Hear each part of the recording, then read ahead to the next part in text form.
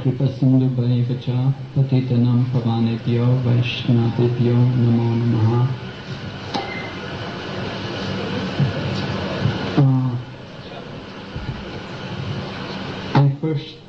My first meeting with Tamal Krishna Goswami came in New York. At that time we were in the Henry Street Center. So he was returning from India and he was going to do some preaching in America. So on his first visit to the temple, he was just passing through. It was, I think he only stayed one night. But he gave a nice lecture and he brought presents for the deities. And then of course he began his traveling program with Vishnu Jana Swami, and they were making many, many devotees. So we were having a very successful preaching program in Henry Street at that time. There was about 600-700 people every Sunday at the program, and that was not Indians, that was all Americans. So the temple decided it would be nice to invite Tamal Krishna Goswami to come and try to recruit some new devotees from the people coming to the Sunday feast. So they had some phone conversation and he agreed to come, and he said, purchase 3 or 4 plane tickets so that I can invite people to come with me. So he came up for this Sunday feast and he began preaching, and so with the devotees' assistance, he brought all the nice, favorable, friendly young men to meet Tamal Krishna Goswami, and he would speak to them and talk to them, and the same night 3 or 4 people left with him on the flight down to Florida. So this was just some idea of how potent a preacher he was, that he was so persuasive he could get people to do anything, to drop everything and just come and take up service with him. Later on, for a while he had many, many leading devotees with him. And then of course, by the arrangement of Krishna and Srila Prabhupada, he lost all of these and he was practically alone preaching in Hong Kong. Purnachandra Prabhu was with him, and he'd take 1 or 2 other devotees. But there were no devotees really in Hong Kong, 1 or 2 people, nothing really going on.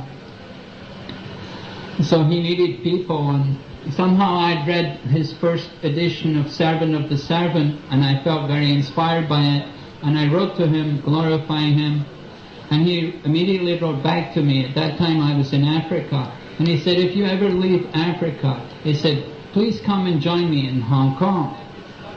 The reason was because at that time it was really quite difficult for Americans to come into Hong Kong. And I'm British, so that Hong Kong's a British territory, so he knew this, so he was encouraging me, if you can come to Hong Kong, it would be very nice. It will really be a help for our China mission. So somehow it happened that I was leaving Africa, so I thought, let me go to Hong Kong. I met him in India, and he was in Vrindavan at Kartik that time. He immediately gave me $600 or $700 to buy a ticket, and I went to Hong Kong. Well, that was 1982, and since that time I never really left his shelter. I stayed in Hong Kong for a while, and it was really difficult. We were not very sure what to do, but he'd made very nice arrangements to see that everything could go on. We didn't have to worry about maintaining the temple. I was really impressed by his ability to manage a temple, that he arranged for 1 or 2 devotees who had businesses, that they would pay the rent and maintain the temple. And we would go out, and in the beginning, because this was the beginning of our preaching in Hong Kong, we would go out and we would just give out books free on the streets.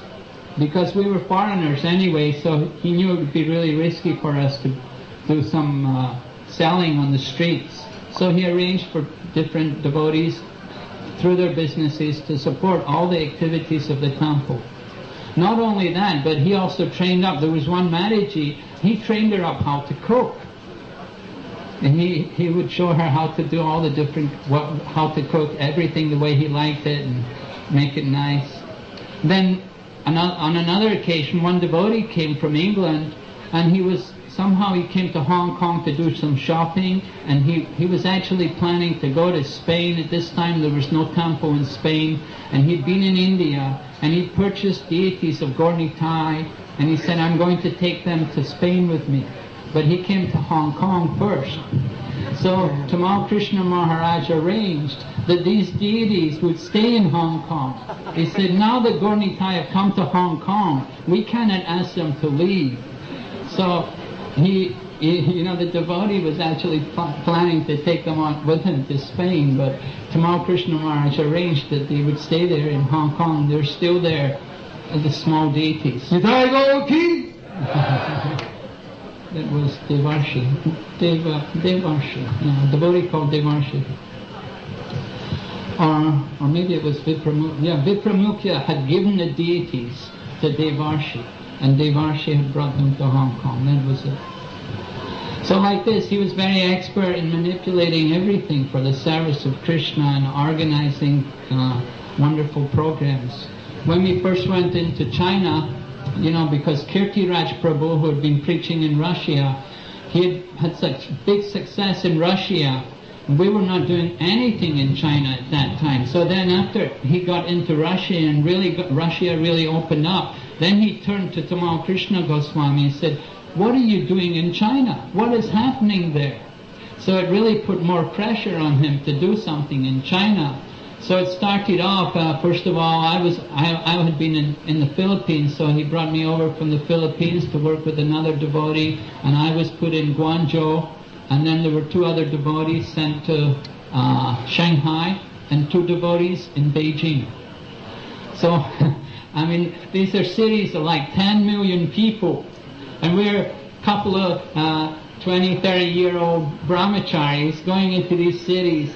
You don't speak a word of the language. You look totally different from everybody, what chance do you have? It was really like an impossible thing to do. But somehow or other, China at that time, this was before what they call the June the 4th revolution in 1989 in Tiananmen Square. Before that time, China was really opening up very fast. And they were really interested in everything from the West, and especially Westerners.